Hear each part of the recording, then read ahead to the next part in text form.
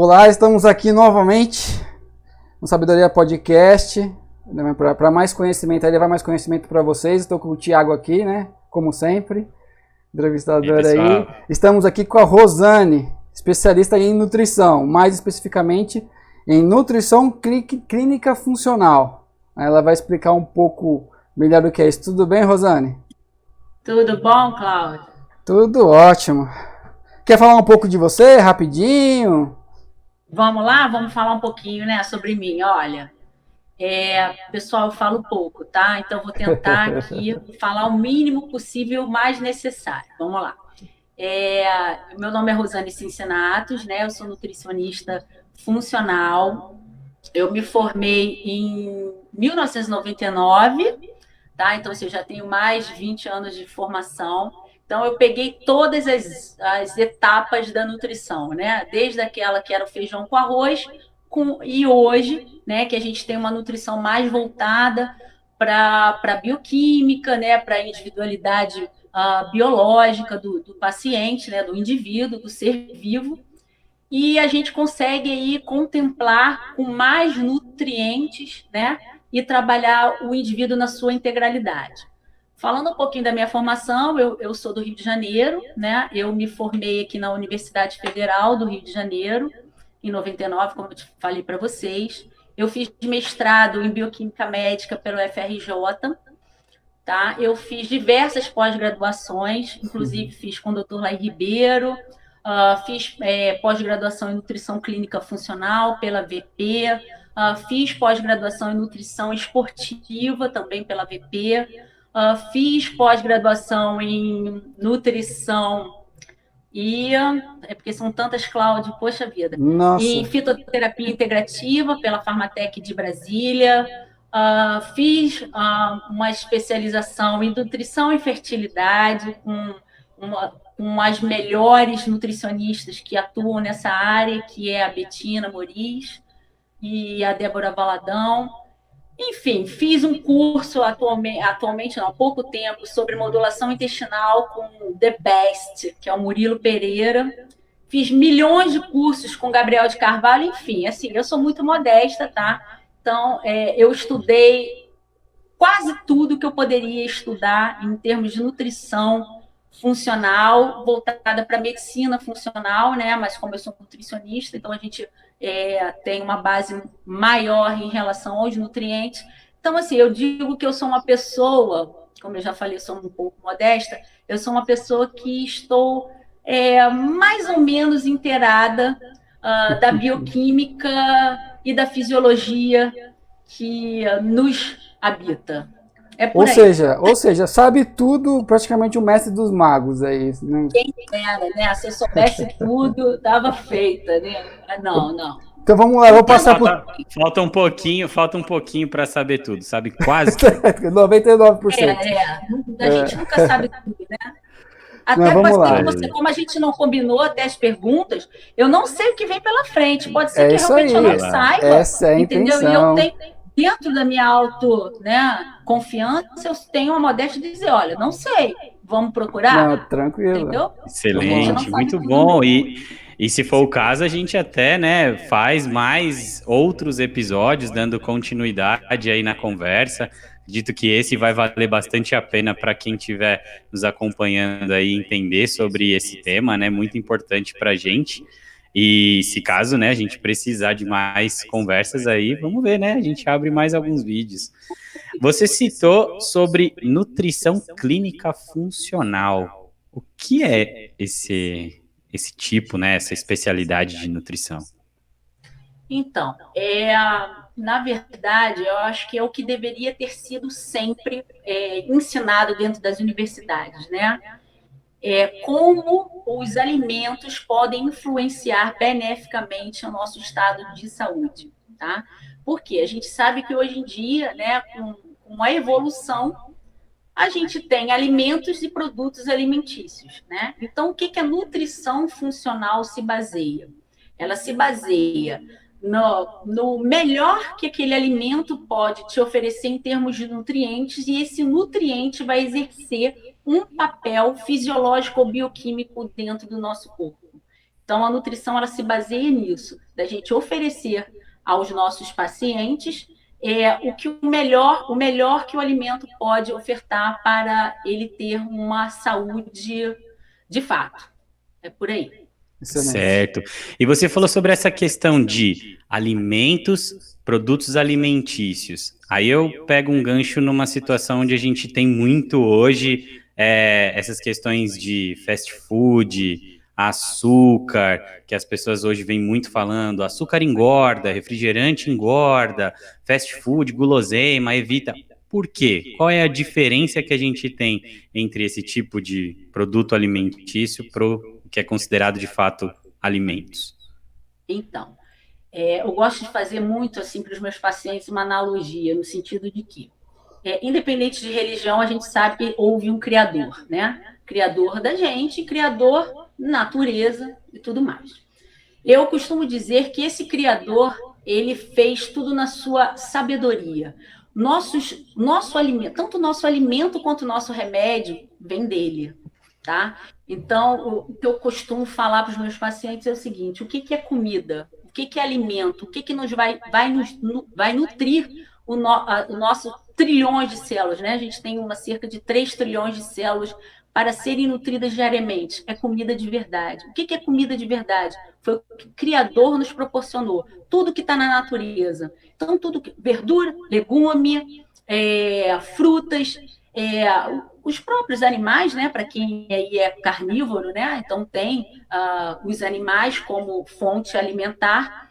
Isso sim é alimento. O que é produto alimentício? Infelizmente, é tudo que o homem colocou a mão para fazer. E nem sempre esses alimentos ou produtos alimentícios, eles nos conferem saúde. Por quê? Porque eles foram modificados ou eles foram adicionados de aditivos, de conservantes, que o nosso corpo não reconhece. O que o nosso corpo reconhece?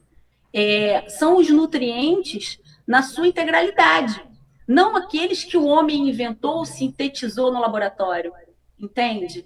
Então, por isso que, infelizmente, nós vemos que hoje em dia, cada vez as pessoas estão mais doentes, porque houve uma inversão, né, de algumas décadas para cá, do que é comer de verdade, né? Hoje em dia, gente, como o grande professor Murilo Pereira fala, a gente hoje em dia desembala mais do que descasca, né? Então a gente pega o quê? Aquela praticidade do alimento já pronto, que nem sempre é um alimento que vai conferir nutriente para nutrir as nossas células, entende? Então, esse, para mim, é o grande problema. Não vamos falar assim, poxa, você está querendo que a gente coma só o que vem da natureza? Não vamos em terrorismo. Eu acho que a gente tem uma proporção para ser consumida durante o dia, né? Ou durante o mês. Então, que a gente coma 80% de alimento de verdade e 20% de alimento que não é alimento, de produto alimentício, a gente ainda consegue conferir saúde e nutrientes para dentro da gente. O problema é que houve essa inversão. Hoje em dia a gente come 80% de produto alimentício, fast food, muito refrigerante. Hoje em dia você vê criança tomando refrigerante, entendeu? Na minha época, né, eu adolescente, eu estou com quase 50 anos, eu adolescente, nossa, tinha um refrigerante na minha mesa, na mesa da minha família, era 1 litro, dava para o fim de semana inteiro. A gente tomava suco. Hoje em dia você não toma, você toma suco de caixinha. Aquilo não é suco. Entende? Então, essa inversão de alimento é que, infelizmente, está trazendo todas essas doenças crônicas que a gente está vendo aí na humanidade. Boa. Oh, que pesado, hein? E por que esses alimentos engordam? Qual que é a lógica de você consumir esse tipo de alimento e você engordar? É simplesmente pelo consumo ou tem algo além? Então, na minha sabedoria, né, no que eu penso e que eu estudo, é o seguinte: esses produtos alimentícios, geralmente, eles são carregados, né, de substâncias que que agregam pouco nutrientes, né? Então, eles têm o que a gente chama mais de caloria vazia, ou seja, eles só têm mais macronutrientes e, na sua grande maioria, uma concentração grande de carboidrato, ou seja, de açúcar. né? O açúcar simples, aquele açúcar de adição. Na grande maioria, eles são compostos por esse nutriente, né? Fora isso, eles têm uma quantidade grande de aditivos, conservantes, estabilizantes, e esses corantes, infelizmente, esses aditivos, eles interagem com os seres que habitam o nosso corpo, né? Ou, na verdade, eu não sei se eles que habitam o nosso corpo ou se nós é que habitamos o corpo dele, né? Quem são esses? É um ecossistema, é uma coisa muito, muito louca. Mas vamos lá, vou tentar explicar um pouquinho. O nosso intestino, que ao meu ver é o órgão principal do nosso corpo, é ele que vai dizer se a gente tem saúde ou se a gente vai estar doente. Ele é habitado por trilhões de espécies, né? Tanto bactérias, vírus, fungos, protozoários. E esse microbioma, ou seja, esse ecossistema, é que vai determinar, como eu falei, o nosso estado de saúde ou doença. Quando esse ecossistema ele recebe esses nutrientes, ou seja, perdão, esses produtos alimentícios que não têm nutrientes, eles fazem a festa. E aí, essa festa, para eles, é o quê? É eles se multiplicarem cada vez mais. E essa multiplicação nem sempre é tão benéfica. Por quê? Porque esses alimentos, eles proporcionam uma multiplicação daquele microbioma que não é tão interessante para o nosso estado de saúde. Entende? Fora que esses aditivos, eles também comprometem o nosso fígado, que não está habituado a receber esse tipo de substância. O fígado vai querer botar para fora. Então, ou seja, a detoxificação fica super ativada. Que a gente tem um processo de detoxificação, né? Nosso corpo absorve o que é bom e tenta eliminar o que é ruim, né? Através do suor, das fezes, da urina. Então, esse processo todo faz com que haja um desequilíbrio total, tá? Tanto a nível intestinal quanto a nível hormonal. Entendi. E aí você tem mais síntese de insulina, e a síntese de insulina faz a gente o quê? Engordar. Então, é por isso que às vezes, não é só pelo fato da caloria. A gente falou da caloria, né? A gente sabe que esses produtos são altamente ricos em caloria vazia, ou seja, sem nutriente nenhum, já por aí já proporciona esse aumento de peso, mas também por essa questão toda dos aditivos e por modificar o microbioma intestinal, vai favorecer também um aumento da insulina, causando resistência insulínica, o indivíduo também engorda. Legal. Pegando esse gancho aí do que você falou do intestino, eu acho que assim, é a principal pergunta do dia essa. Acho que em relação à nutrição eu sei bastante também que esse é um grande problema aí das doenças também, né? Explica para mim, Rosane, o que é desbiose? Bactérias boas, bactérias ruins? Explica aí pra gente, fala sobre doenças autoimunes e etc. Tá, então vamos lá.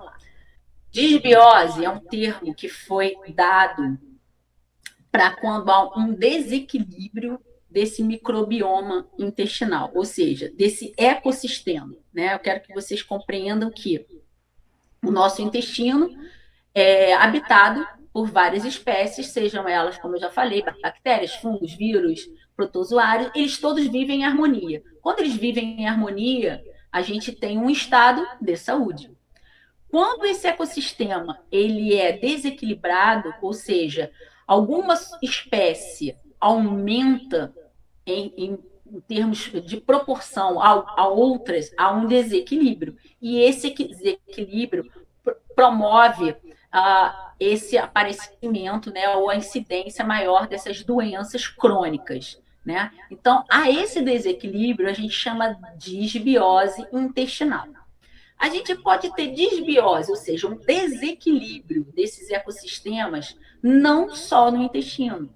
A gente pode ter desequilíbrio desse ecossistema nos seios da face, a gente tem sinusite. A gente pode ter esse desequilíbrio, nós mulheres, na região vaginal, e aí a gente pode ter o quê?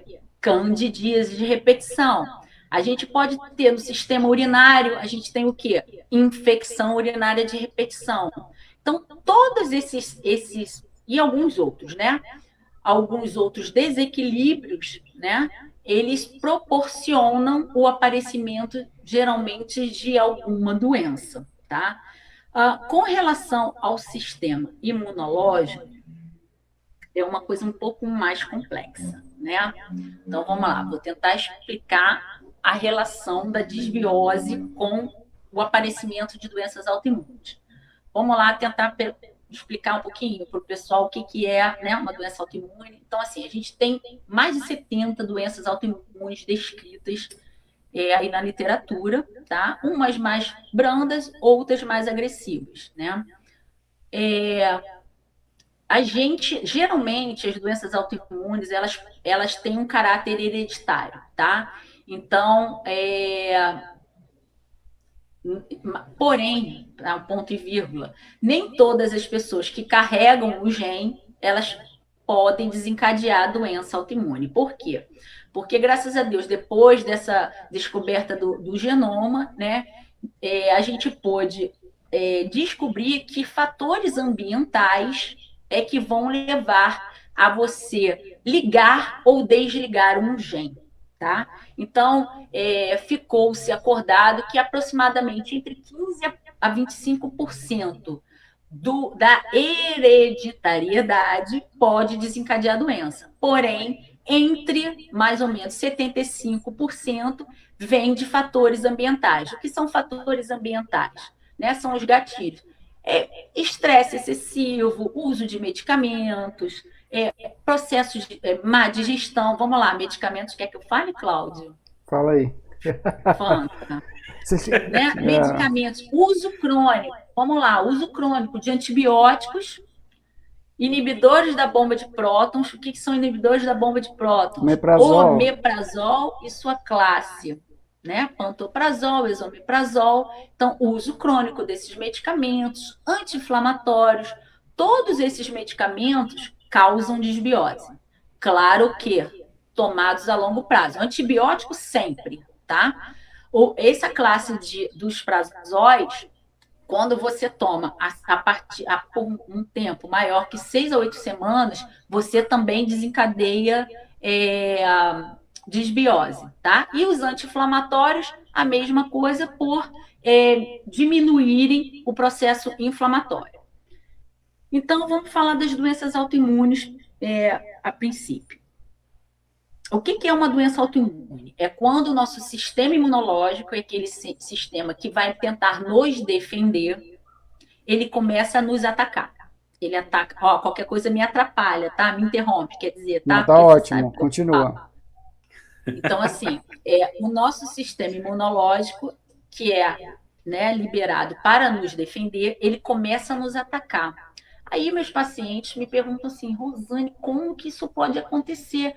Um sistema que é para nos ajudar, né, nos combater infecções, por que ele começa a nos agredir? Uma explicação muito simples é a seguinte: existe uma coisa chamada mimetismo celular. O que é isso? É quando alguma substância, geralmente, que é reconhecida como um antígeno, entra dentro da gente, tá? E aí nosso sistema imune é recrutado para tentar reconhecer e eliminar esse antígeno. Geralmente, esse antígeno é muito parecido com determinada célula de um órgão. E aí isso chama-se mimetismo. Então, como a composição molecular desse antígeno é muito parecida com a composição molecular da nossa célula, ele vai lá, o sistema imunológico vai lá e tenta agredir ou eliminar. Vamos dar um exemplo, tá? Um exemplo que eu gosto muito de dar, porque eu trato muitas pessoas com doenças autoimunes e principalmente tireoidite Hashimoto. O que é tireoidite Hashimoto? É uma doença autoimune da tireoide, que é uma glândula que a gente tem aqui no pescoço, tá? Que coordena todo o nosso metabolismo. O que acontece? Vamos lá. A gente tem uma proteína chamada glúten, que está onde? Nos farináceos, farinha de trigo, centeio, cevada. O glúten é uma proteína muito parecida com uma enzima que a gente tem na tireoide, chamada tireoperoxidase, fica na membrana celular da tireoide. Quando você já tem uma predisposição a desenvolver essa doença autoimune, ou quando você teve um gatilho para o desenvolvimento dela, que pode ser o quê? Disbiose, é um gatilho para você desenvolver doença autoimune, ou leaky gut, tá? Quando você tem essa situação, e essa proteína, ao invés dela ter sido totalmente digerida, ela não foi reconhecida, seu sistema imune tentou eliminar. Só que como ela é muito parecida com a tireoperoxidase, o que faz? O sistema imune grita lá para o sistema imune que está lá na tireoide e fala assim, caramba, olha aqui, está aqui o glúten. E aí vai olhar, é parecido, vamos atacar. Caraca, ele grita, ataca, vamos pegar, e aí pega lá. Vamos pegar. E aí vai achar que a tireoperoxidase que está na sua tireoide é igual ao glúten. Vai lá e ataca, e aí mata essa célula. Quando mata essa célula de tireoide, o que a tireoide faz? Ela produz hormônios. Quanto mais você se expõe àquele antígeno, mais morte da sua glândula. Entendeu? E assim com as outras doenças autoimunes. Diabetes do tipo 2, por exemplo. Diabetes do tipo 2. Exatamente. Tem relação com disbiose também? Totalmente. Totalmente. Na verdade, a disbiose, ela tem relação com todas as doenças crônicas. Tá? E a diabetes tipo 2, ela é uma doença crônica, né? Então, o que acontece? Esse processo inflamatório intestinal vai gerar uma síntese diferenciada tanto de insulina, né? Vai gerar uma produção menor do que a gente fala dos ácidos graxos de cadeia curta, que são assim o alimento para esse microbioma intestinal, né? Então, por exemplo, quando a gente consome carboidrato em excesso, né, no caso assim, o que vai desencadear o diabetes, né? Quando a gente come, esse carboidrato ele vai ser altamente fermentado. E essa fermentação, ela causa inflamação. E essa inflamação é que vai gerar o quê? Recrutamento do sistema imunológico. E aí essa inflamação vai gerar citocinas inflamatórias. E gerando citocinas inflamatórias, a gente tem um quadro de doença. Então, a gente causa resistência insulínica. Probiótico ajuda, nesse caso? Probióticos ajuda? Ajuda, mas não é, tadinho, ele sozinho ele não consegue. Por quê? Vamos lá. O que é probiótico? Probióticos são micro-organismos, né? Vivos ou mortos. Né? A gente tem é o contrário do antibiótico? Não.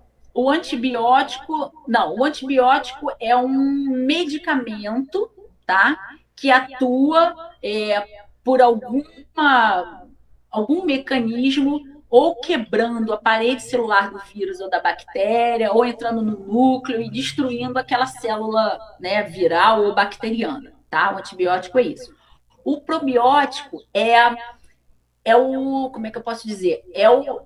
São esses bichinhos, são esses ecossistemas, não é ecossistema não. Facilitando, os lactobacilos, bicho bom. São esses micro-organismos bons que habitam a gente. Exemplos, tá? Lactobacilos, bifidobactéria, para falar mais fácil para o pessoal. Isso, streptococcus, a gente tem várias... a gente tem uma diversidade imensa de probióticos, tá? E esses probióticos, eles conferem essa saúde, tanto a nível intestinal, quanto a saúde sistêmica. Por quê? Porque se eles viverem ali em harmonia, cada um tem um mecanismo, na verdade, cada um tem uma tarefa a se fazer no corpo, entendeu?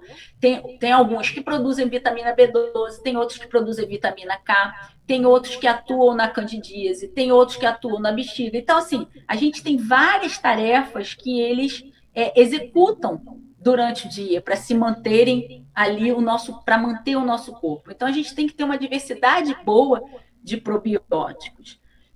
ou seja, de micro-organismos probióticos. Quando a gente tem disbiose, a gente não tem uma diversidade boa. Na verdade, quando a gente tem disbiose, a gente tem um super crescimento, né, ou um crescimento do que a gente fala de bactérias ou de fungos ou de leveduras que não tem essa ação probiótica. Tem uma ação de inflamar o nosso corpo, né? De trazer a doença. Isso aí. Tá? Então, por isso que a gente tem que fazer probióticos. Por quê? Porque eles criam uma luta entre eles ali, e quem, graças a Deus, sempre consegue ganhar é o probiótico, e ele acaba diminuindo essa quantidade de bactérias ou de micro-organismos que não são tão eficientes, não são bons. Porém, ele sozinho ele não consegue agir, né? Por quê? Vamos dizer, você tem um quadro de disbiose um pouco mais acentuada, né, já de longo prazo, e vamos fazer aqui uma outra analogia que eu gosto muito. Por exemplo, você tem uma casa em construção, ela está toda lá no cimento, cheia de pó, toda suja e tal. Você vai botar mobília nova ali dentro? Não vai adiantar nada. É a mesma coisa. Se a gente tem um quadro de disbiose, se a gente tem um intestino inflamado, se a gente tem um intestino permeável, ou seja, que está vazando, não adianta você colocar probiótico. Às vezes, ele pode até te trazer sintomas, né, desagradáveis, distensão abdominal, mal-estar, né, as fezes mais, ou constipa mais, né, ou prende mais o intestino, ou solta mais. Então, assim, tem momentos para a gente tomar probióticos quando a gente tem disbiose. Sabe?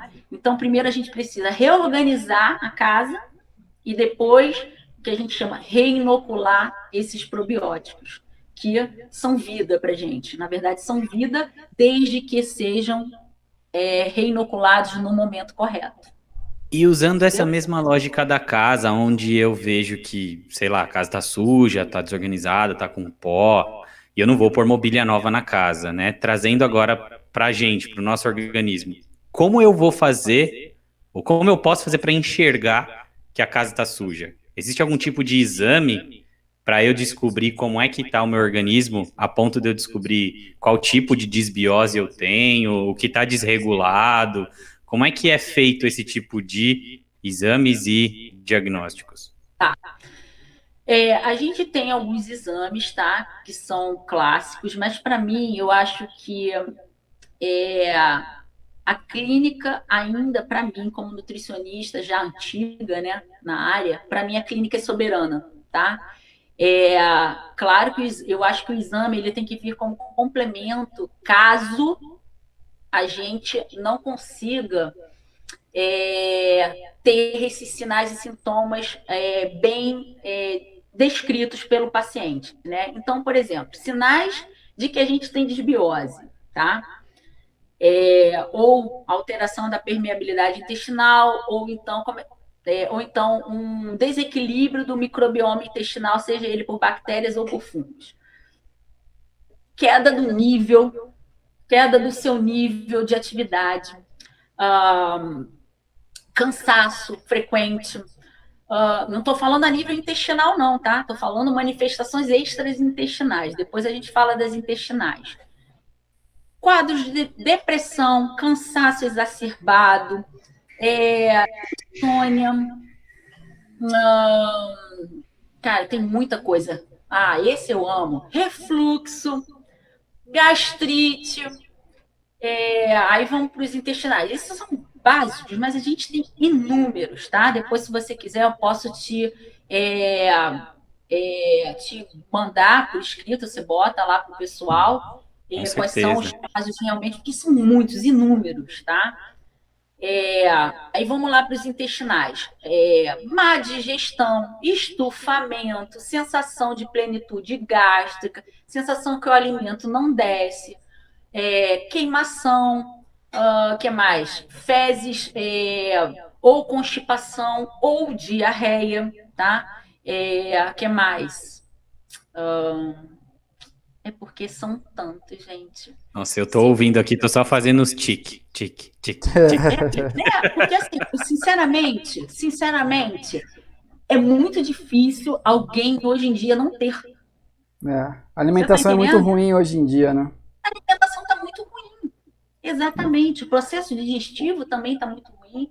A gente está muito estressado. O estresse, não só a alimentação, o estresse causa disbiose. Entendeu?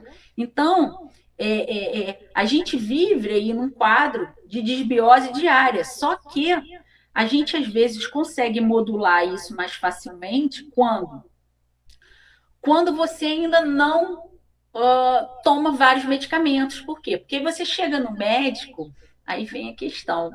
Você chega no médico com esse sintoma, né? Vamos descrever o sintoma clássico que eu mais pego aqui, né, no meu consultório, é o quê? O indivíduo falando do processo digestivo, né? Ele tem muita azia, ele tem muita distensão abdominal, ele solta muitos gases, né? Gases que geram dor.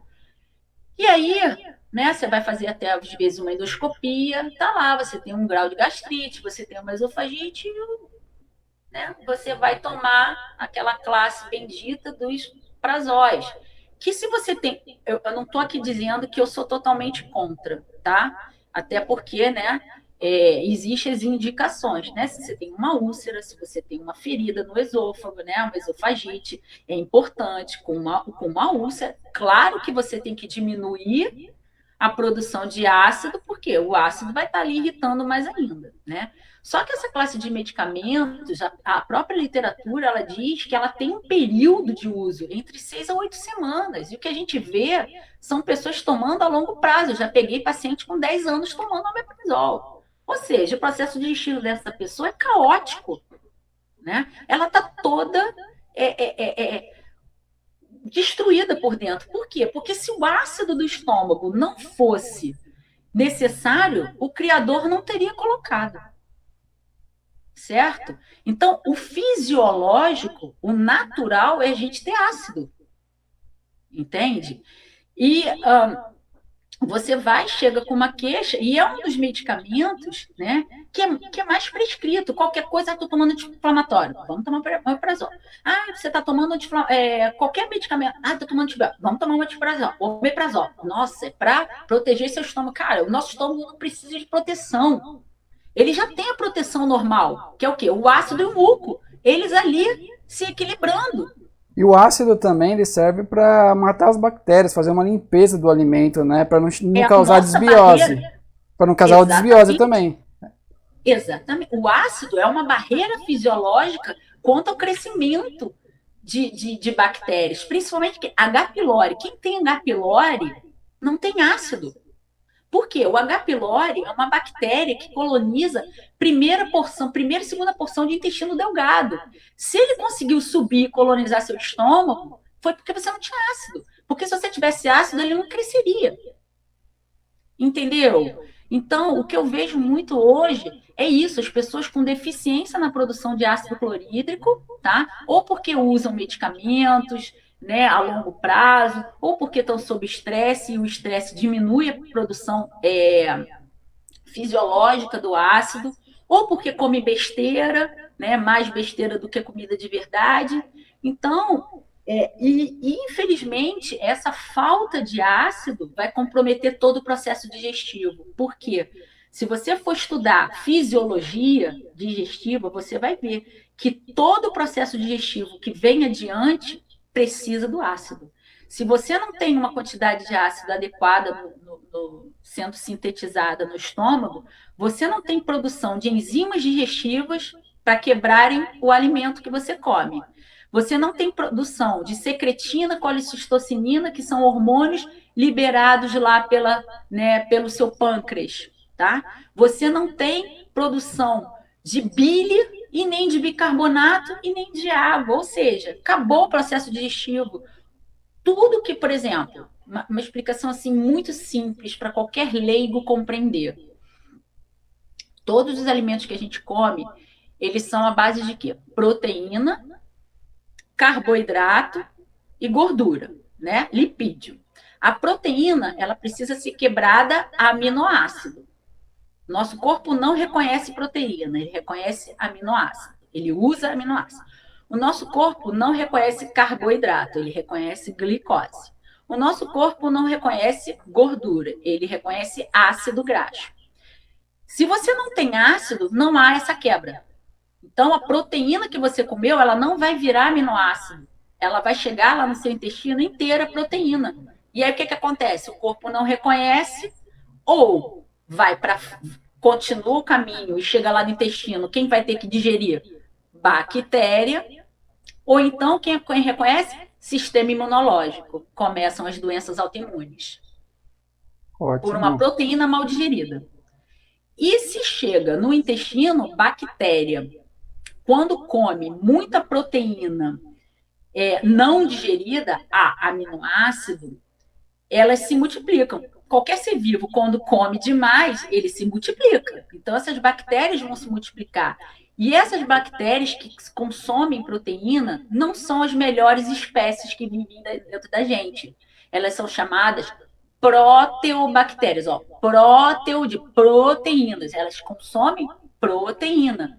E quando elas se multiplicam, né, elas são geralmente bactérias gram-negativas, quando elas se multiplicam, elas liberam duas substâncias, elas sintetizam, elas formam duas substâncias chamadas uma putrescina e cadaverina. Sentiu o nome?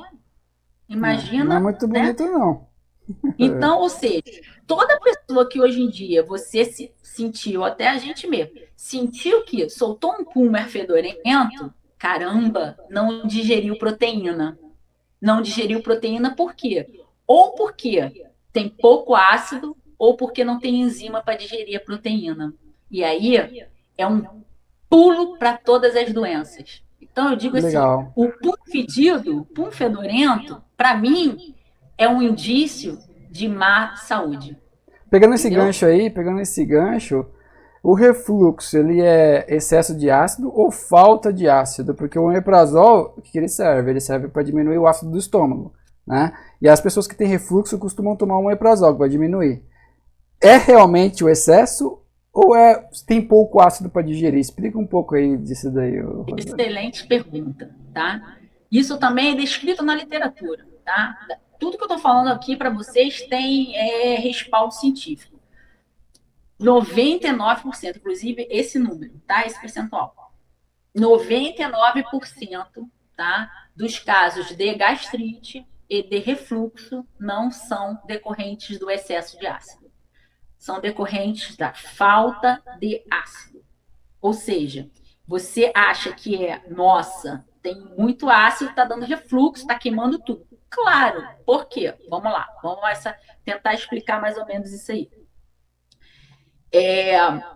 A gente tem ácido, a gente pode ter pouco ácido, que é hipocloridria, ou a gente pode não ter ácido, que é acloridria, ou a gente pode ter muito ácido, que é hipercloridria. A hipercloridria, que é o excesso de ácido, acomete aí 1% da população. É muito raro, mas acomete 1%. Então, o que a gente vai pensar? Praticamente todo paciente que chega aqui, eu vou pensar que ele tem hipocloridria se ele me relatar esse sintoma, tá? Existe um testezinho muito simples e fácil para a gente verificar se a gente tem uma secreção ok de ácido ou se a gente tem pouco ou se a gente tem muito, que é o teste do bicarbonato, né? Como é que a gente faz isso? Aprendi isso com o doutor Lai Ribeiro. Como é que a gente faz isso? A gente pega uma colherinha de chá de bicarbonato de sódio, dilui em água, tá? Mais ou menos uns 70, 100 ml de água, de manhã em jejum, sem escovar dente, sem tomar remédio, sem nada. Acordou, tomou essa solução. Prepara ali rapidinho, toma. Assim que tomar, liga o cronômetro do celular. O ideal é a gente arrotar, no máximo, em 2 minutos. Tomou, arrotou, hipercloridria, ou seja, tem muito ácido. Arrotou imediatamente, não é para forçar o arroto. Arrotou imediatamente, hipercloridria. Se você der esse arroto entre 2 e 5 minutos, você tem hipocloridria. Você tem ácido, mas você não tem tanto ácido assim, ou então esse ácido pode não estar num pH tão baixo, né? O pH do ácido em torno de 8,5, 2. Você pode ter um pH de 4. Tá? Qual é o pH neutro? 7. Concorda que um pH de 4 ainda é ácido? Certo? E aí que eu vou te falar. Esôfago. Esôfago ele tolera, né? Ele tem um pH aproximado de 6. Concorda se chegar um refluxo de 4, ele vai queimar? Vai, mas isso não indica que você tem muito ácido. Isso indica que refluiu ácido. Beleza. E aí, o que infelizmente, não posso nem dizer a grande maioria, né? Alguns profissionais médicos, que são aqueles que vão prescrever medicação, né? Você vai chegar no consultório, você vai relatar esse sintoma, e ele vai te prescrever o quê? Um inibidor da bomba de prótons, ou seja, para diminuir mais ainda a produção de ácido, ou seja, você se ferrou completamente. Porque aí os seus sintomas vão, na verdade, vão melhorar, por quê? Porque esse medicamento, ele vai agir como anestésico daquela mucosa, mas ele não vai tratar a causa. Entende? Então, esse, para mim, é o grande problema do uso crônico desses medicamentos, porque enquanto você usa, você está show. E aí, quando você, de repente, quer tirar, né, tem uma hipersecreção de ácido, claro que vai queimar, e aí você fala, meu Deus, eu preciso continuar com o omeprazol. Então, tu volta a tomar e fica nesse ciclo vicioso, ou nesse, né, fica nesse medicamento a longo prazo. Por quê? Porque quando você tenta tirar, você volta a ter sintomatologia. Claro, você não tratou a causa. Vamos dar umas dicas? Vamos dar umas dicas? Água com limão em jejum faz bem? Para algumas pessoas, sim. Para outras, não. Quais são as dicas que você dá para o refluxo, assim? Dica nutricional, simples, lógico que tem que passar por um nutricionista, analisar e tal, mas as dicas que você consegue passar para o pessoal agora que está sofrendo com isso daí? Para de comer besteira. Essa é a principal. Reorganizar a alimentação, tá? Comer comida de verdade, menos produto alimentício, o mais natural possível. Isso aí já é, né, o início de tudo. Segundo, a gente tem que tentar recuperar essa mucosa que está destruída, né? Ou então essas células que pararam de produzir tanto muco. Então, a gente às vezes tem que aumentar muco, né? A gente tem que, às vezes, aumentar a produção desse ácido, fazer com que esse estômago produza novamente o ácido fisiológico. Então, a água com limão, ela é uma boa opção, como a água ou até mesmo a água misturada com vinagre de maçã, né, de preferência orgânico, também tem essa função de estimular a produção de ácido. A gente tem alguns ativos, né? A gente tem espinheira santa, a gente tem guaçatonga, né? A gente tem alguns chás digestivos também, que podem melhorar, chá de sálvia, né? A própria sálvia, o alecrim, eles todos estimulam os sucos digestivos. Então, são boas estratégias para a gente começar, tá? Mas o que eu quero aqui deixar bem claro para vocês é o seguinte: eu falei muito dessa questão dos prazóis, não é para ninguém amanhã, hoje que está tomando, amanhã tirar, não, tá, gente? Porque causa uma abstinência terrível, tá? Isso aí vocês têm que conversar com o médico. O que eu falo assim? Às vezes os médicos eles não entendem muito o que, né, a gente fala. Então, com carinho, com delicadeza, poxa, escutei a palestra da Rosane, né, escutei as dicas dela, tenta pegar todas essas informações que eu estou passando e conversar com o seu médico, porque no momento que você passa para ele, que você entende um pouco, cara, ele vai ter que mudar a estratégia dele, entendeu? Se você chegar e falar, ó, é isso que está acontecendo comigo, por esse motivo eu quero começar a desmamar o medicamento, tá? Para ver o que vai acontecer. Não é para tirar do dia para a noite, porque você vai passar mal, você vai ter abstinência. É começar a reduzir a dose, né? Com, claro, a interferência, né, do teu médico que está te acompanhando e mostrar para ele que você entende e que você tem que fazer toda essa modificação para tratar a causa do seu problema, que é a hipocloridria, com a redução das enzimas digestivas. Então, às vezes, a gente tem que fazer enzima digestiva para ajudar todo o processo digestivo e a gente tem que tratar esse intestino. Então, modulação intestinal é fundamental. Ótimo, ótimo. Vamos mudar um pouco de assunto agora. Falando de pandemia. Estamos no meio de uma pandemia nesse momento, coronavírus. O que você pode dizer? Lógico que assim, a gente não pode aqui dizer fórmula mágica, não é fórmula mágica, né? Mas o que você pode dizer sobre a imunidade inata e o coronavírus? A gente sabe que tá para sair a vacina, né? Enquanto não está saindo a vacina, o que a gente pode fazer para ajudar, né? Vou dizer aqui novamente, né? Não estou dizendo que vai curar, que vai prevenir 100%, não. Fala de imunidade inata e coronavírus. Até porque não dá tempo mais, entendeu? Se a gente viesse já se tratando antes, hoje muita gente estaria salva, tá? Eu quero dar um exemplo muito, eu acho muito maravilhoso, tá? O exemplo é meu mesmo. A minha família inteira, meu marido, minhas 2 filhas, meus 2 genros e meus 2 netos tiveram coronavírus, tá? Graças a Deus, tiveram de uma forma mais branda, né? E eu convivi com todos eles e não tive.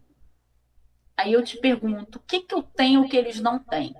Porque, assim, como é que tem um ditado, como é que é? Santo de casa não faz... Como é que é? Não faz Santo milagre. Não faz milagre, tá? Eu também tenho essas coisas. Na minha família, né? Nem todos seguem tudo que eu oriento, né? A gente tem o livre-arbítrio.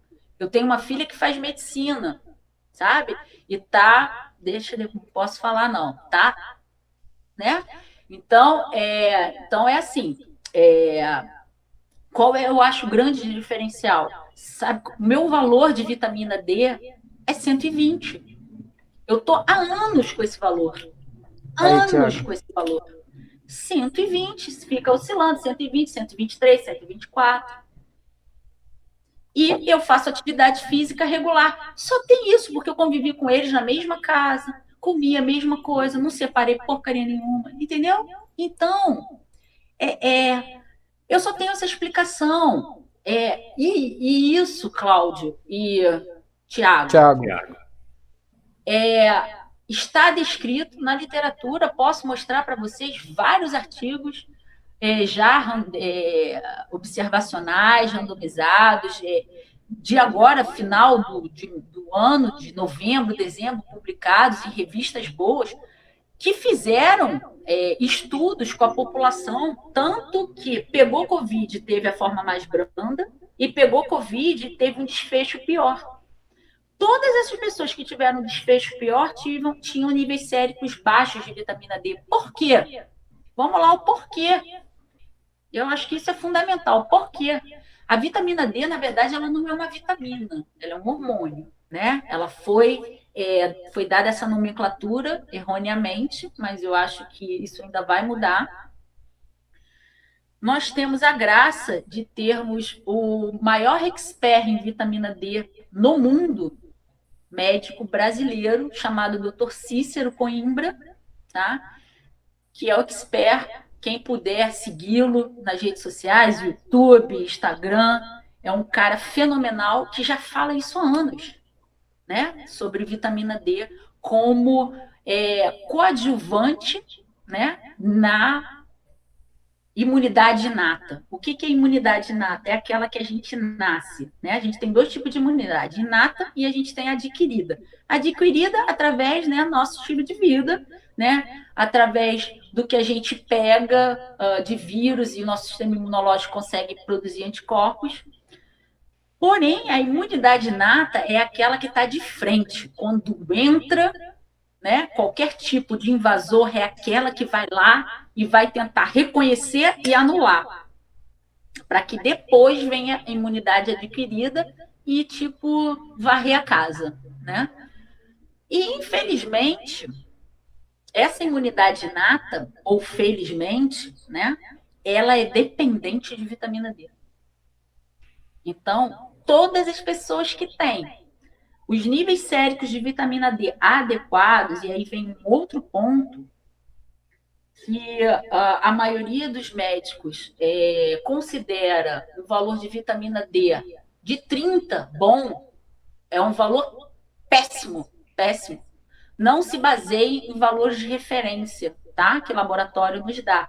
Procurem na literatura, né, estudos científicos que mostrem para a gente, tá? quais são os valores séricos. Então, assim, por esses estudos, valores séricos entre 60 e 80 estão bons, tá? Se você quiser ir até um pouquinho mais, como eu, 120, também tá bom. Nível sérico tóxico para o corpo, acima de 240. Isso estabelecido e concluído pelo Dr. Cícero Coimbra. 240 de vitamina D no sangue pode nos causar problemas. Quais são esses problemas? Vitamina D, o que é toxicidade da vitamina D, né? A vitamina D, ela aumenta a absorção de cálcio intestinal. E quando a gente tem uma vitamina D muito alta no nosso sangue, muito cálcio é absorvido, inclusive, do osso. Então, a gente tem mais risco de ter osteoporose grave, tá? E esse cálcio vai para onde? Para as nossas artérias. E quando ele vai para nossas artérias, ele calcifica a artéria, você tem uma chance maior de ter um infarto, né? Você tem um AVC. Então, dose, eu nunca peguei ou nunca tratei, né, pacientes que tivessem níveis séricos de vitamina D acima de 130. Nunca peguei, tá? Então, é muito difícil a gente ter esse valor no sangue, tá? Para chegar a uma toxicidade. Rosane, e como é que a gente faz para deixar nesses níveis? Tomar sol, a gente sabe que tomar sol aumenta o nível de vitamina D, é uma das fontes, né? E também, quais são as outras fontes? A suplementação também, lógico que orientada por um nutricionista, seria outra forma de deixar a vitamina D nesse nível de 80, 100, eu acho que seria o ideal para a população aí, para conseguir ter a imunidade inata boa, né? E aí também, é que nem você disse, né? Ter ali os soldados de frente contra qualquer vírus, inclusive o coronavírus, ter eles fortes, né? Armados, vamos dizer assim. Como que eu faço isso? Sinceramente, eu sou nutricionista, eu quero alimento, certo? Não existe alimento que tenha essa capacidade de aumentar esses níveis. Não tem. Então, tem que ser suplementação. Suplementação de vitamina D, eu acho que a gente não vai falar dose aqui, né? Porque isso vai depender do profissional que vai estar te prescrevendo. Mas uma só coisa que eu quero falando assim de dose é o seguinte: o que eu costumo ver são os meus pacientes chegam aqui tomando 2.000 unidades por dia. Não adianta. Não adianta. Não vai nunca, nunca, nunca, nunca subir. Tá? Então, acho que vocês têm que ler. Como eu falei, hoje em dia a gente, graças a Deus, tem aí um acesso a tudo. Antigamente era enciclopédia, era livro. Hoje a gente tem qualquer coisa na internet, né? Entre em sites de artigos científicos, de buscas científicas, para vocês avaliarem qual é a dosagem ideal. Deem uma olhada na página do Dr. Cícero Coimbra, porque ele diz que a dose fisiológica de vitamina D são 10.000 unidades dia. Tá? Eu, particularmente, para mim, tá? Isso é para mim. Eu faço 20.000 unidades por dia há mais de 5 anos, sei lá. E a minha não sai disso, 120, 123. Entendeu? Marque uma consulta. Então, você está ingerindo, então, 140.000 unidades por semana, no caso, né? Todo dia, 20.000. Então, o ideal é para você, isso aí mesmo. Oriento vocês a fazer uma consulta com a Rosane ou com uma nutricionista que tem esse conhecimento. Não, mas assim, eu acho que é bom dizer aí da imunidade inata, da vitamina D, né? Porque eu acho que é a linha de frente aí, por enquanto, contra o coronavírus. E eu vou dizer novamente, não estou dizendo que é a fórmula mágica, né? Vai ajudar, né? Vai ajudar, a gente está comprovado e tem vários. É muito interessante de saber essa questão, né? Você tem um livro de receitas seu, um manual de quais são todas as doenças que você nasce pronto para combater. Para você desencadear isso e fazer o seu exército estar armado a ponto de combater com eficácia essas doenças, a vitamina D está lá para facilitar a consulta nesse manual. Então, quanto mais vitamina D você tem, mais facilidade você tem para o exército pegar. Pegou, matou, tá tranquilo. Tá? Nossa, não precisa nem apresentar para o sistema imune adquirido. Por quê? Porque ele já conseguiu recrutar o exército perfeito, pegou logo a pequena porção ali, o pequeno número de vírus, e ele não deixou nem se multiplicar. E eu quero deixar aqui bem registrado para vocês o seguinte: não é questão de ser pessimista, não, tá? Eu acho que o coronavírus é o primeiro grande, pelo menos assim, na nossa época, né? A gente teve outros vírus, né? Mas eu acho que ele é o primeiro que está causando esse desespero todo, mas não vai ser o único. Gente, vai vir muita coisa ainda pela frente. Então, eu acho que assim, talvez não dê tempo para o coronavírus, mas vai dar tempo de você se preparar para os próximos. Então, você ter um sistema imunológico, não só a vitamina D, porque você me perguntou da vitamina D. A gente tem o zinco, que é importantíssimo, a gente tem o selênio, a gente tem outros, né, nutrientes que são importantes para essas células de defesa, né? A gente tem alguns fitoquímicos, a gente tem a quercetina, que é presente na casca da cebola, né? A gente joga fora a casca da cebola. Se você soubesse que a casca da cebola, ela age como uma munição para o seu exército, você não jogaria fora. Boa, sabe o que eu faço com a casca da cebola? Eu pico lá a cebola para mim, né? Boto na minha salada, boto a casca da minha cebola, eu pico ela, trituro ela, boto na minha salada e como. Você nem sente o gosto da casca da cebola. Quase como um cheirinho verde, né? Você pica ela, tritura e tá ali. Você tá tendo uma quantidade boa de quercetina, entendeu? Que é um aliado lá para o teu sistema imunológico. A vitamina C, hoje os pacientes internados, né, na UTI, eles estão fazendo altas doses de vitamina C, mas para esses casos, por quê? Porque a vitamina C, ela tá ali, tanto que a gente sabe, a gente toma o quê? Quer aumentar a imunidade? Redoxon, zinco, né? Não é o que se prescreve? Entendeu? Por que não a gente... Só que esses nutrientes a gente consegue no alimento. Por que você vai tomar um Redoxon zinco? Toma um suco de laranja e come uma castanha, ou come uma carne, que é fonte de zinco, ou come um legume, uma verdura. Entendeu? Então, nem sempre a gente precisa do suplemento na forma medicamentosa, ou seja, na forma de apresentação farmacêutica. Certo? Finalizando essa parte de vitamina D, só para deixar claro que a maioria das pessoas, inclusive no Brasil, são deficientes de vitamina D. A maioria está abaixo de 30, né? Sendo que o ideal é de 80 a 100, e assim... É uma pandemia também a deficiência de vitamina D, né? A gente sabe disso, e aí a Rosane deu algumas dicas aí. Mudando de assunto novamente. Vamos falar de magnésio? Também é uma deficiência que no Brasil tem bastante. A gente sabe que o magnésio aí falta um pouco aí na alimentação também, por causa que, pelo que eu li, não tem vulcão no Brasil, né? Então, solo que não tem vulcão costuma ter falta de magnésio, né? Eu queria perguntar, fala um pouco dos benefícios do magnésio e fala sobre pressão alta também relacionada com magnésio.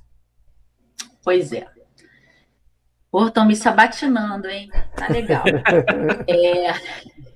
Mas aproveita que é de graça. Brincadeira. É só para descontrair, tá?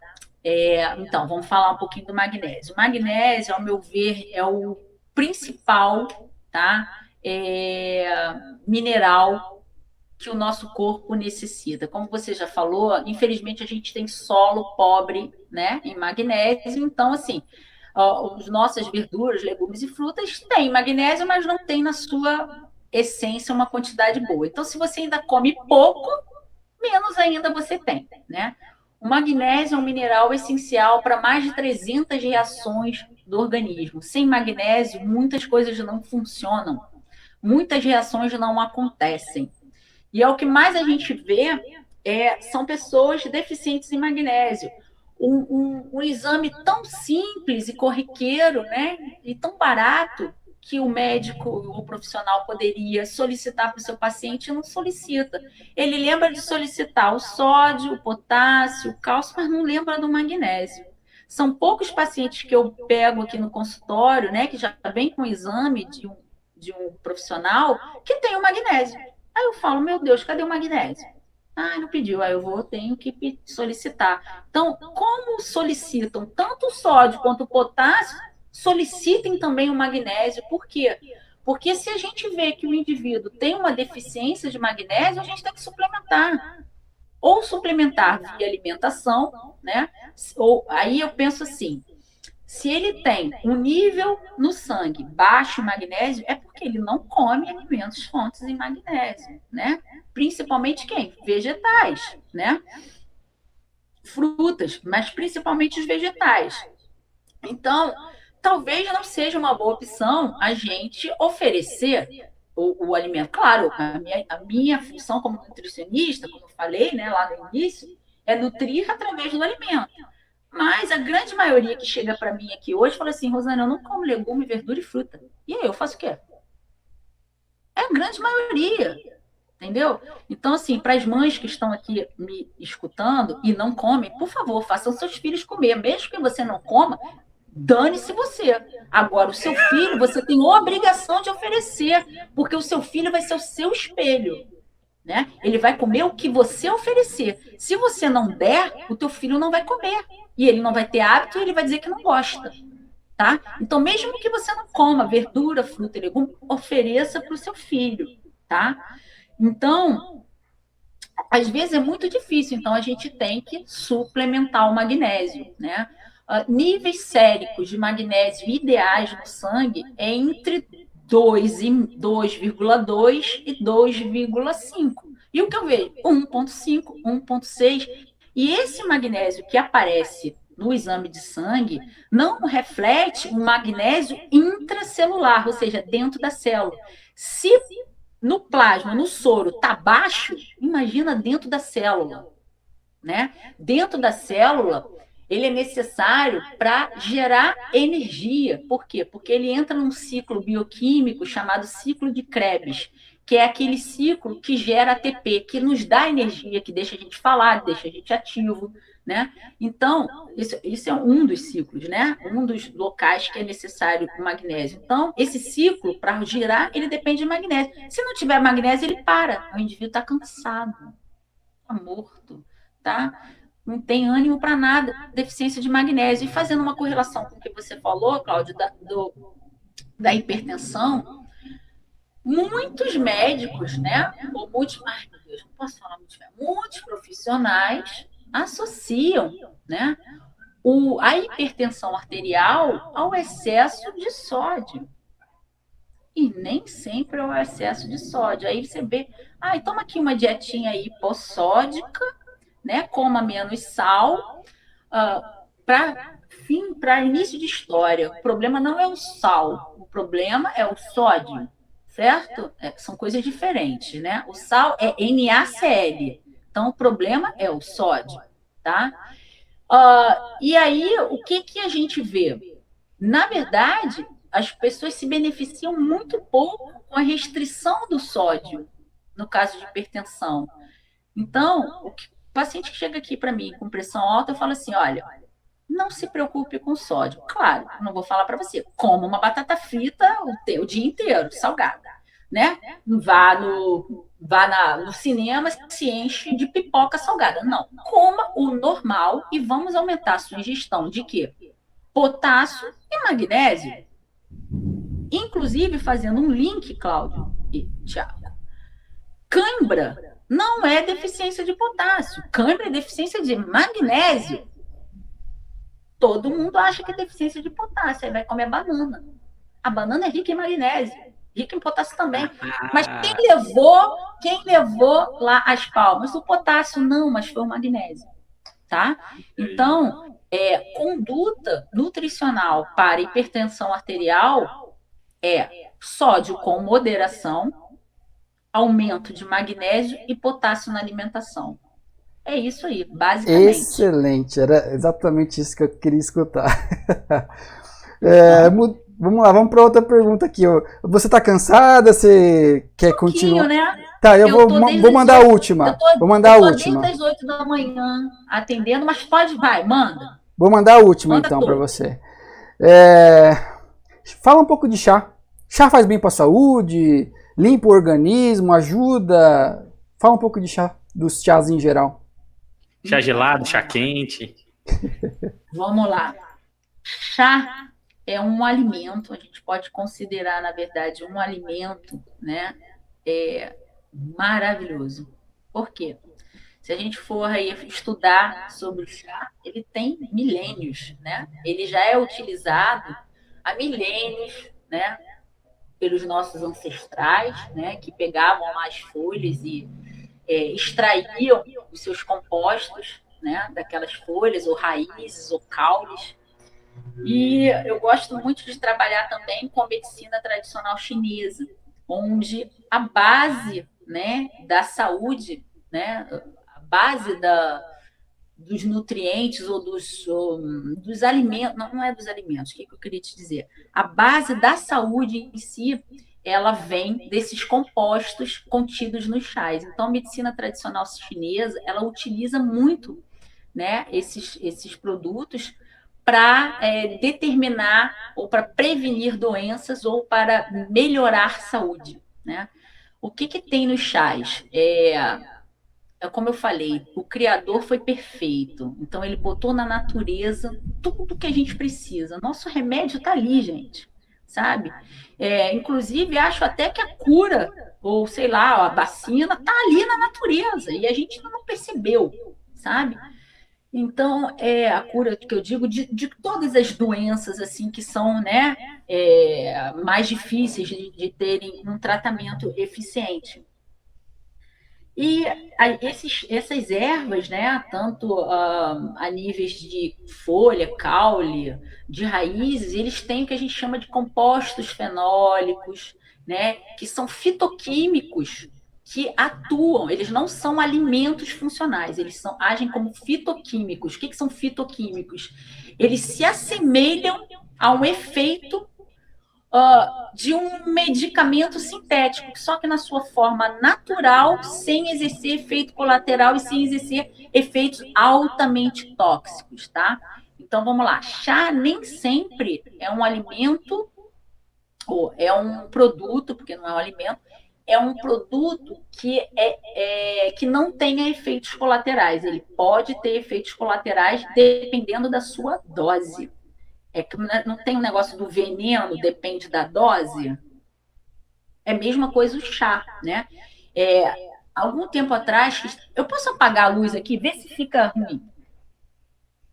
Fica ruim? Tá bom. Não, fica aceitável, tá tranquilo. Porque essa luz aqui, tá vendo? Tá me incomodando. Então, se eu puder apagar. Apaga. Então, houve alguns anos atrás que o chá verde estava muito na moda. Lembra disso? Todo mundo queria tomar chá verde para emagrecer, chá verde para detox, chá verde para não sei o quê. Então, virou uma moda de tomar chá verde, né? E aí, houveram pessoas que tomavam, assim, 2 litros de chá verde, achando que aquilo ali era a solução dos seus problemas. E aí, infelizmente, o chá verde, em altas concentrações, ele é hepatotóxico. Ele pode causar hepatite, ele pode causar cirrose. Tem muita gente que se ferrou porque tomou altas doses de chá verde. Então, o que eu quero deixar aqui para vocês é que tudo depende da sua dose e do porquê, né? Então, o que eu oriento os meus pacientes? Eu uso muito chá, tá? Com os meus pacientes. A gente precisa saber, primeiro, qual é a finalidade, né? Para que a gente quer ofertar aquele chá, né? Aquela erva, qual será o benefício que vai proporcionar no corpo e, em especial, fazer uma rotação. Ou seja, não tomar o mesmo chá todos os dias. Por quê? Porque aí a gente vai todo dia tá ofertando para o nosso corpo um composto fenólico diferente, né? Eles são ricos em antioxidantes, de substâncias anti-inflamatórias. Então, eles conseguem promover vários benefícios, mas você não ficar em um chá só todos os dias. Tem pacientes com doenças autoimunes que eu gosto muito de usar chá. Pelo menos 3 chás ao dia. Mas 3 chás o quê? 150 a 200 ml por dia, de cada um deles. Chá quente, né? Ou gelado. Uma caneca para cada um. Boa. Entendeu? Então, dependendo, né, do problema que a pessoa tem, por exemplo, vamos dar um exemplo aqui.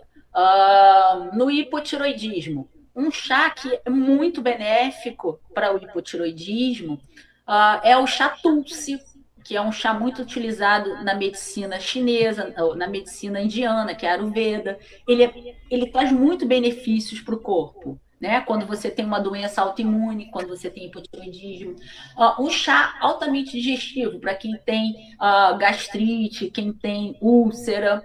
Não, úlcera não, para quem tem gastrite, para quem tem refluxo, se beneficia muito de um chá de alecrim, né? Um chá de espinheira santa, um chá de guaçatonga, um chá de alcaçuz. Então, a gente tem como modular também todo o processo inflamatório, promover cicatrização, ofertar substâncias antioxidantes por meio de chás, uma coisa que é milenar e que os nossos avós, vocês não tanto, acho que vocês são mais novos que eu, mas vamos dizer assim, seus bisavós tomavam o A chazinho minha das avó 5, fazia muito chá, hein? Tenho saudade do chazinho da avó. não Tava é? doente, qualquer coisa, ó, vou fazer um chá. Deixa eu pegar um E matinho aqui, funcionava. vou fazer um chá. Digestivo, entendeu? O processo detox, a gente se beneficia muito de chás amargos, né? Então, chá de boldo, chá de carqueja. Então, são chás que, de fato, promovem uma detoxificação hepática, melhoram toda a síntese de enzimas digestivas. Então, a gente consegue, às vezes, até mesmo tratar alguns problemas. Assim, quem está de ressaca não quer tomar um chazinho de boldo? Um chá de carqueja? Por quê? Porque limpa. E por que isso deixou de ser uma prática do dia a dia? Porque hoje em dia, se você falar para um adolescente, ou até para uma pessoa da idade de vocês, pô, vamos tomar um chá ou vamos tomar uma Coca-Cola? O cara vai querer tomar Coca-Cola. Tá Sim. entendendo? A pessoa vai querer tomar um suco de caixa achando que tá abafando. Pô, não tomo refrigerante, não, eu tomo suco. Ah, é suco natural? Não, eu tomo um suco Maguari ou um Del Valle. Eu falo, caçamba. Não sei o que é pior, se é o refrigerante ou se é o suco de caixa. Entendeu? A gente esqueceu de pegar uma laranja e espremer no espremedor. Por quê? Porque para você espremer uma laranja no espremedor, você precisa de pelo menos 5 minutos. Mas para você abrir uma tampinha do suco que está na tua geladeira, você É bota em rápido. 10 segundos, você botou no copo e você bebeu. É isso É aí, por isso que a gente Rosane. está doente. Tá Excelente. entendendo? Excelente. Por isso que a gente está doente. Ô, Rosane, eu vou. Para não ficar muito cansada, né? Você trabalhou o dia inteiro. Eu vou A gente finalizar pode fazer aqui. uma segunda. Isso, com certeza. Uma segunda, se você estiver disponível, com certeza. Tá ajudando muito. Acho que esse vídeo aqui vai ajudar muita gente, pode ter certeza. Fala um pouco agora do seu consultório, das suas redes sociais. Fala um pouco aí dessa parte aí. Divulga um pouco aí o seu trabalho. Tá legal. Então, eu tenho um consultório aqui no Rio de Janeiro, né? Fica aqui na Barra da Tijuca. Eu praticamente venho todos os dias. Eu tenho um trabalho pela manhã, eu trabalho num hospital pela manhã, né? E todos os dias, eu de segunda a sexta, venho para o consultório, porque assim, é uma coisa. Dá para perceber que é uma coisa que eu amo, né? Porque pelo jeito que eu falo, Sim, dá para sim. perceber que é uma coisa que eu gosto muito de fazer, né? Então, eu atuo diariamente no consultório, eu faço consultas presenciais e por videoconferência. Agora a gente conseguiu isso, o nosso conselho liberou que a gente pudesse fazer videoconferências. Aí eu falo para o meu paciente, olha só, a minha consulta leva 1h30, 2 horas. Se prepara para uma enxurrada de informação. Não é aula, são informações para você o quê? Para você ter noção do seu problema, para você saber a causa, o que causou, eu te explico tudo, e aí é aquela questão do livre-arbítrio. Desde o momento que você sabe o que te causou a doença, aí está contigo tratar ou não. Quando a gente não tem informação, beleza, você toma um remédio e acha que está curado, né? Mas desde o momento que você sabe o que te causou a doença e o porquê você precisa mudar seus hábitos, não só alimentares, como seu estilo de vida, né? Você começa, a mesma coisa, por exemplo, quem tem, só rapidamente fazendo uma outra analogia, por exemplo, quem tem doença celíaca, que é o quê? Uma alergia à proteína do glúten, que está presente aonde? Farinha de trigo, centeio e cevada. Desde o momento que eu te explico todo o mecanismo, né, que a doença celíaca é uma doença autoimune, que a doença autoimune ela pode te trazer outras doenças autoimunes, né? A gente tem como exemplo, né, a Claudinha Rodrigues, que é aquela grande atriz, né, que e no Zorra Total, ela tem uma doença autoimune, né, chata, que é a esclerose múltipla. Existem outras doenças que são tão chatas quanto essa, né? E desde o momento que você tem uma doença autoimune, um processo inflamatório, uma predisposição, você está ali com a anteninha ligada, seu sistema imunológico, para você desenvolver outra doença autoimune. Então, desde o momento que eu te explico todo o mecanismo, né, falo assim, você não pode comer nada que tenha glúten, e você bota um pão na sua boca, um pão francês, o problema é seu. Você já mastiga esse pão já com outra visão, sabe? Você já sente um certo remorso. Caramba, eu estou comendo. São 2 minutos de prazer que eu vou ter mastigando esse bendito pão, porque é gostoso mesmo, né? Eu vou ter 2 minutos de prazer, mas, meu Deus, o que estrago que ele vai fazer em mim, será que vale a pena? É isso que eu quero que as pessoas comecem a ter consciência, tá? Então, eu digo que eu trabalho mais, eu faço mais educação nutricional, que eu acho que é esse o objetivo. É te mostrar o porquê sim e o porquê não e quais são as consequências. Se você vai fazer, tem pessoas que continuam comigo anos, tem pessoas que nunca mais voltam. Porque é assim, é 880. Se não dá para fazer, eu não tenho como te ajudar. Vai procurar outro profissional que vai te enganar. Ponto. Não que eu seja total, eu não seja dona da total verdade. Mas, infelizmente, tem certos problemas de saúde, né, que são diferentes de um emagrecimento, que você ainda não tem nada, né, muito te prejudicando, né? Então, falo, né, pra caramba. Então, é isso que eu gosto de fazer. Então, a minha consulta leva entre 1h30 e 2 horas, né, se prepara para isso. Eu estou no Facebook, né? Meu Facebook e meu Instagram são os mesmos. Não compro seguidores, por isso que todos que me seguem são aqueles que realmente eu trato, eu cuido, eu respondo, né? Tento dar atenção a todos que me perguntam, que me fazem perguntas.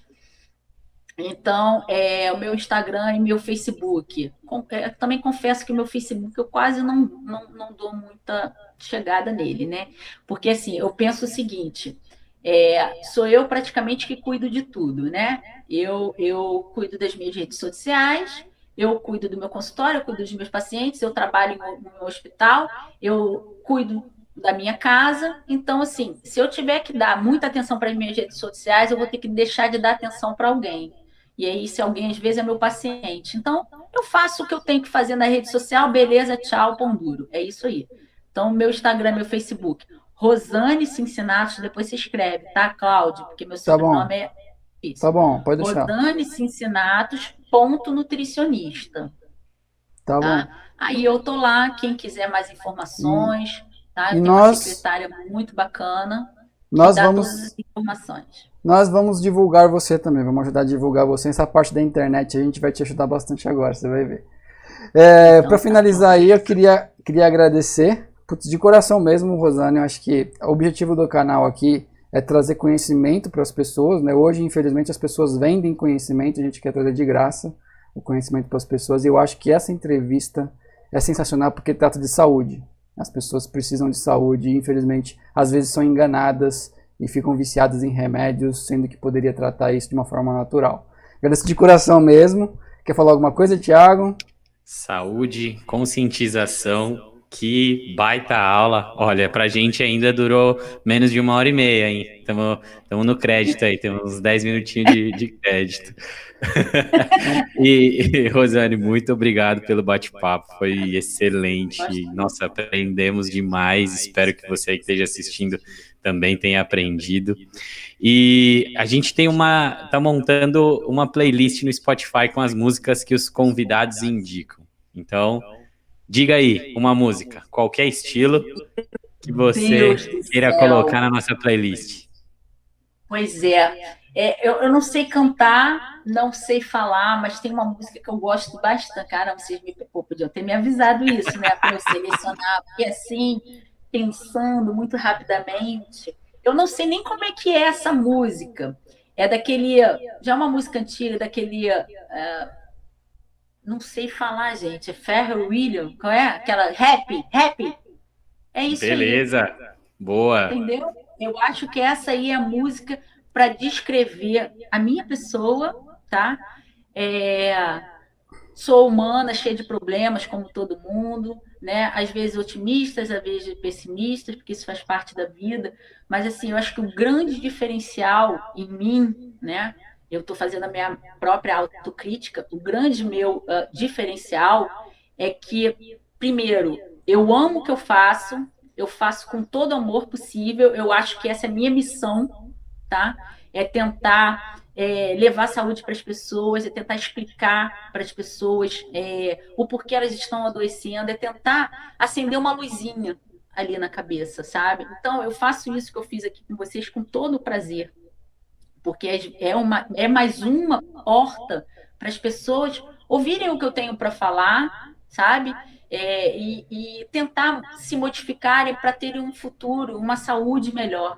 Porque eu acho que não adianta você viver 80 anos, tá? Sendo que aquele final da sua vida, ou a grande maioria da sua vida, você está com problema. Poxa, eu não quero isso para mim, não, sabe? É isso aí. E como isso eu não quero para mim, eu não quero para as outras pessoas. Eu quero que a gente viva saúde plena. E quando a gente tiver que ir embora, é a hora que a gente fez o que a gente teve que fazer, a gente viveu bem, sabe? A gente viveu saudável. Eu até, se alguém quiser um dia olhar lá, tanto no meu Facebook como no meu Instagram, eu conto um pouco da história, né? Minha história de saúde, de doença. Eu tive muito doente. Eu já tive muito no fundo do poço. E por isso que eu fui buscar a nutrição funcional. E é que eu conheci esses caras todos, entendeu? Esse pessoal todo maravilhoso que mudou a minha vida. Então, eu acho que se mudou a minha, eu tenho obrigação de mudar a vida dos outros. E o Cláudio é um cara que, assim, eu tenho um sentimento muito grande por ele, não só por ele me trazer a família dele, porque eu também cuidei de algumas pessoas, né, irmão dele, e assim, uma pessoa, esposa, um filhinho, uma coisa fofa. Então, assim, eu tenho o prazer de olhar para o Cláudio e falar assim, Cláudio, você sabe qual é o teu problema. Você sabe o que te deixou doente quando você estava lá no fundo do poço. Eu vou te dizer que eu te tirei lá do fundão, eu talvez tenha te dado um pouquinho de mão para você subir. Tirou. Entendeu? Mas o grande merecedor foi você, que viu e mudou. E quando você falou assim, não, eu não quero, ou então vou dar uma escapulidinha, você se ferrou. Então... Isso aqui, depois, se você quiser tirar, você pode tirar. Não, tranquilo. Tá? Não tem problema.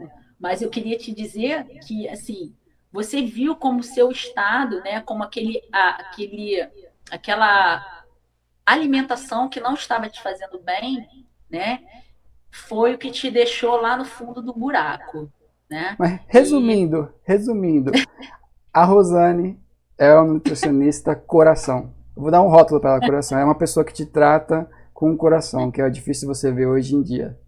Tá bom? Então, obrigado, Rosane, novamente. Continua na linha aí. A gente vai finalizar por aqui, né, Thiago? Até a próxima. E mais sabedoria na próxima também, no próximo programa. Até mais.